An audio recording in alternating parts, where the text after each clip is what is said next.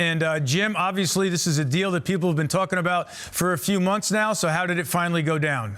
Yeah, I think, conversations, I think, went back even to the general managers meetings back in November. And the original conversation with Matt Arnold, the GM of the Brewers, was they're not moving him. But, I think when you look at the way the starting pitching was starting to materialize, you had a feeling with the way in the history that the Brewers have had, it really felt like Peralta was going to be a guy that you just needed to stay on top of. It helped that you had a relationship there. So David Stearns' relationship with Matt Arnold really, I think, helped in this. And so you have to give the Mets credit because the patience kind of stayed through the wintertime. And I'll say this. There are multiple options, I was told, that the Mets had on the table during the press conference here with Bo Bichette this afternoon. And he was working several of those options, both trade and free agent side. And then this with Peralta just kind of materialized quickly. And I would say a little unexpectedly, and they got so much momentum. They expanded it to have Tobias Myers in there, who they have under control for the next 5 years and can start or relieve, and that enabled them to move and feel a little more comfortable trading both Jet Williams and Brandon Sproat. So it's amazing when these deals come together. You take all these different shots during the course of the winter. You're not able to do it. You start to go down these other roads, and then all of a sudden, quickly it materialized. And that's the way it sounded with Peralta tonight. Jim, hopefully one night in the near future, you can explain to us over a cold adult beverage how David Stearns can hold a press conference while pulling off a trade like this all on the same day. But you know better than anyone how to broker a deal and how to finalize a deal. So as you take a look at this one, did the Mets give up too much or just enough? No, I don't think they did. Listen, the expense for starting pitching in particular has been expensive all year, and really over the last couple of winters as well. Understandably, right? I mean, it's hard. And Peralta is a top of the rotation starter, whether you look at him as a number one, number two. I kind of view him more as a number two type of starter. But in this team, you have three legit postseason starters.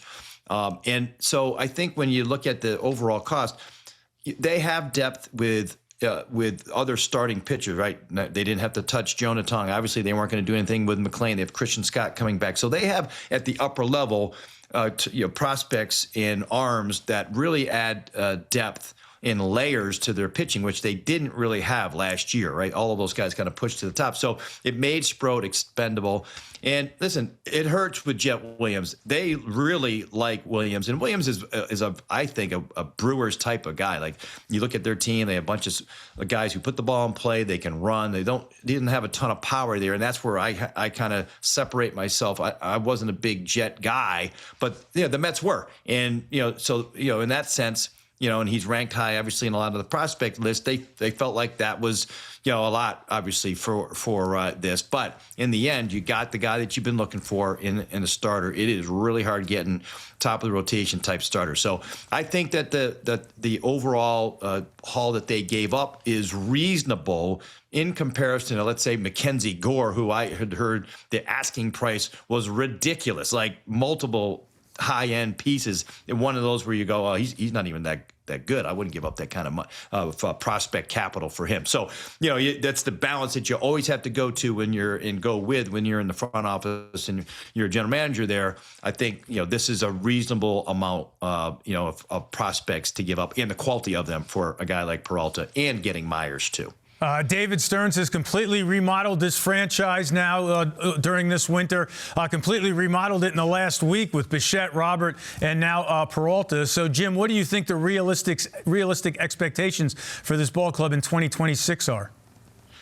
Yeah, it really went, David, from, a week ago, missing out on Tucker and not sure what direction they were going to go, to a completely different team and completely different feel. It's a legit contending team now. And, if you look at this, the rest of the division, there's a lot of, angst there in Philadelphia for not getting Bichette. They don't look like they're going to be doing anything other than getting JT Realmuto. Atlanta, had a really down season there. So, certainly the division's going to be stronger. Marlins going to be better. Nationals, we'll have to wait and see. But I think from just within their own division and within the National League, they stack up with most of the teams. The Dodgers are always, right now, on paper, a team that separates themselves themselves. But it's a huge rebound, I think, for the Mets winter as this has progressed in what they've done in the last 7 days. All right, one down the road question for you here. As we all mentioned, Freddy Peralta, a rental. We expect him to hit free agency.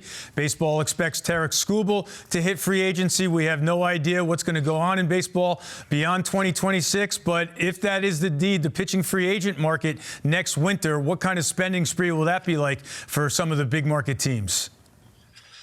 Yeah, well, I think that, there's always that looming, lockout that everyone in the industry seems to think is a foregone conclusion. But, prior to that, and we saw that a couple years ago, I think the years that the Mets got Scherzer was the same similar type year where the money was really high, really expensive. They set record in AAV for starting pitchers, and there was a deadline that was in place to try to sign guys before December 1st. Like it will be a frenzy for sure when it comes to starters. I'll tell you, I think the agency there for Peralta, he's one guy that because you know him, because he's shown the ability to stay healthy, making 30 starts over the last 3 seasons, high innings pitched. He's a guy that you try to look and see if you can lock up if there's any appetite for that here, over the next couple months. So we'll see on that. But I think the Mets are well positioned with their depth, and their capital there.